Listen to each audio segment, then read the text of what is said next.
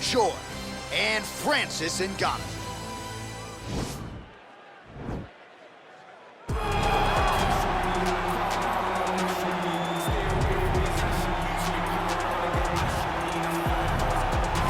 All right, here's the heavyweight contender, Francis Ngannou. Of course, he has challenged for UFC gold. He learned a lot in that fight against Stipe Miocic, but for my money, this is the biggest power threat, punch for punch, in the UFC tonight. It's unbelievable the amount of power that Francis Ngannou possesses. But as you said, he learned in the Miocic fight, because how can he not be learning? He's only been fighting for about 5-6 years. So this guy is truly a blank canvas. Every day, he's getting better and better and better. And he's one of the guys that you can see that before long, he will be wearing the UFC heavyweight title. And he has certainly given back to his native Cameroon, founded the Francis Ngannou Foundation. They have opened a gym over there. But Ngannou still with a lot of work to do here in the octagon, and that effort continues in earnest here tonight.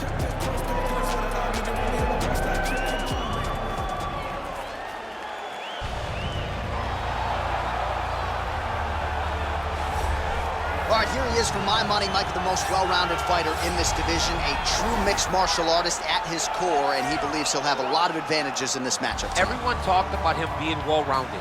It's unbelievable to watch a guy that can do everything across the board at such a high level. Yeah, he's comfortable wherever the fight goes. Maybe he'll grapple tonight, maybe he'll strike. Makes him a hard guy to prepare for.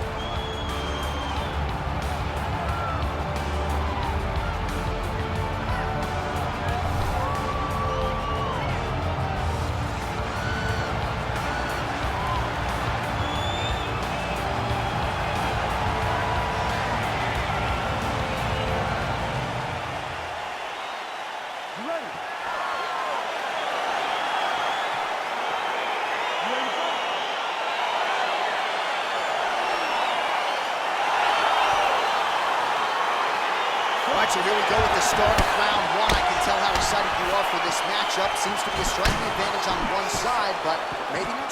This is a big-time fight. It feels like a big moment for both of these guys' careers.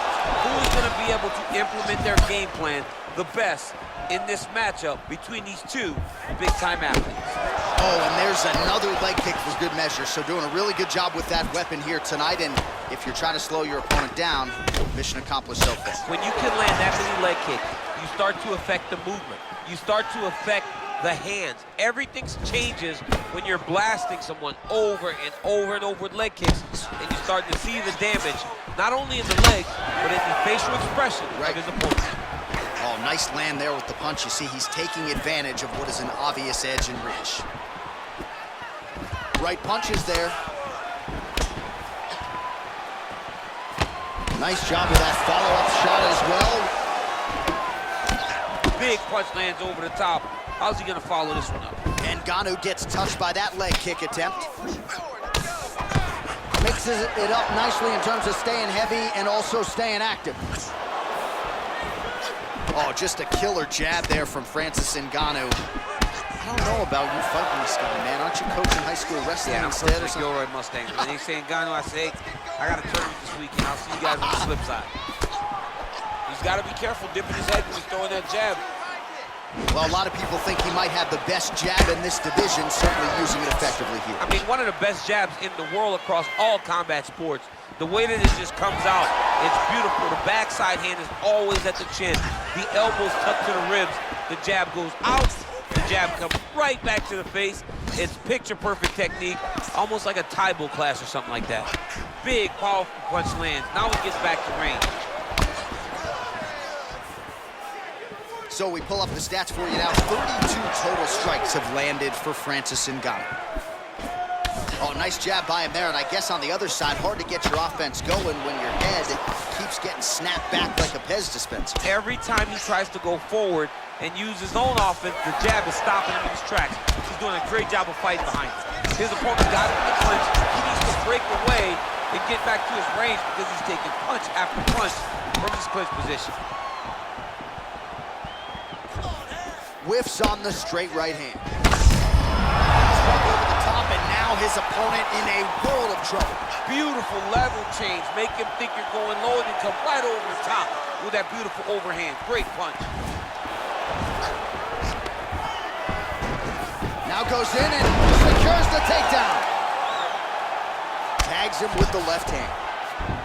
All right, he's trying to control posture here. Now trying to hip escape. He's just trying to move out of this position off the bottom. Oh, nice job using his strength there to posture up. We'll see what he can do now. He's gonna start looking to land big shots from the top. Well, hard to win fights in mixed martial arts from the bottom, but nice work here in that position by the Korean Super Bowl. All right, half guard position here, DC. You have an extra hop in your step when you talk about fighters working out of this half guard. Oh, man, I like half guard as a top fighter. I understand half guard as a bottom fighter. Don't want to be there. It's very dangerous. But if you are there, you have to be winning the position of the underhook. It opens up so many opportunities for you to either escape or sweep. Oh, and there he goes again, working off that beautiful jab. He continues to keep his opponent at distance. I mean, keeps him at bay with that beautiful, precise jab. It is like a piston. It goes in and out, and before his opponent can even realize what hit him, he's already hitting him with another one. Right. I love. Right to the target. Let's see if his opponent can survive. I cannot believe he is still standing after taking that punch. Well, straight right hand has been a good weapon for him. He misses with it there. And now he's hurt. That's one of those shots that if you take one of them, if you end the night, that will land it right on the spot.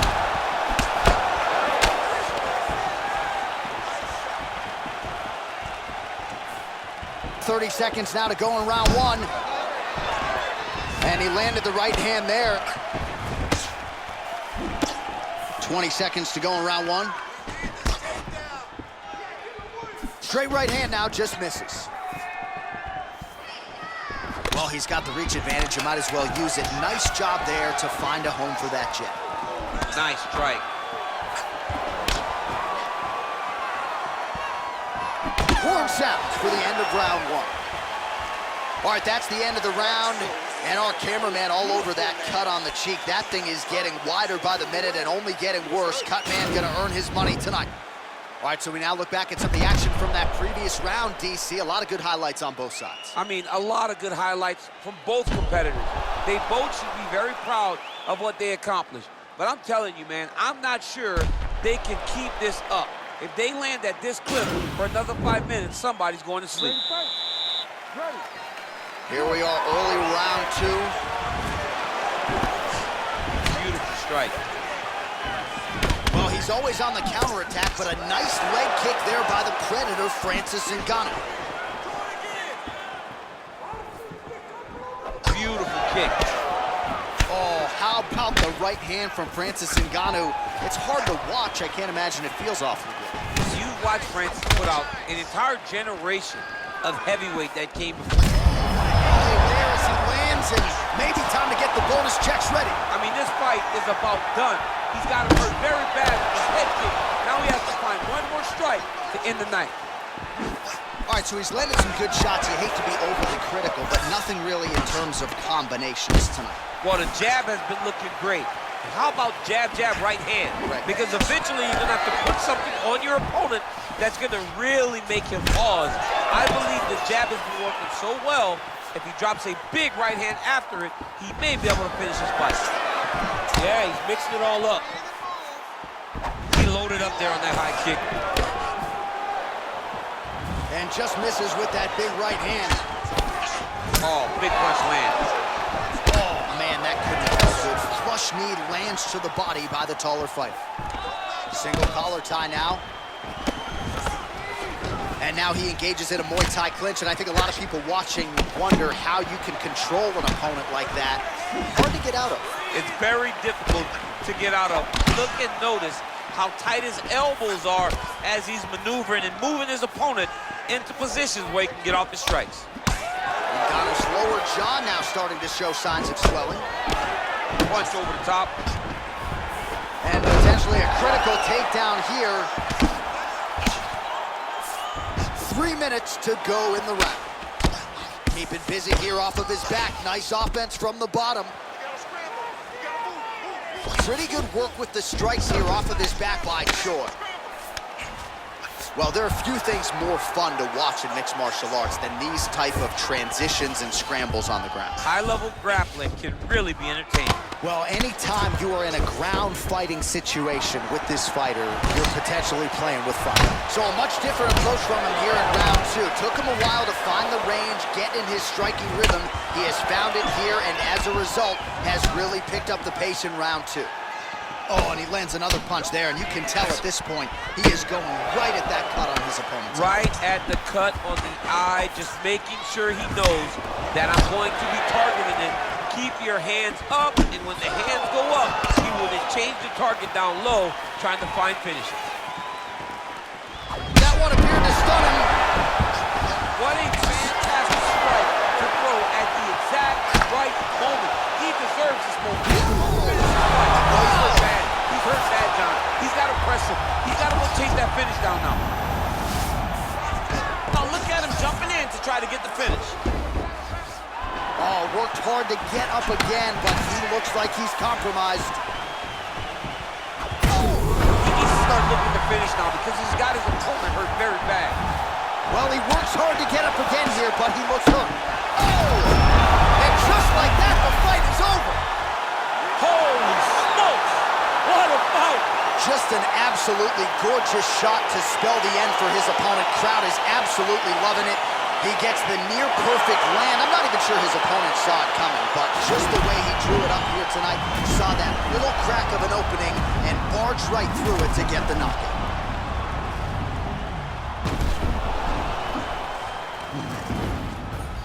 So there he is after a monumental knockout turned in here.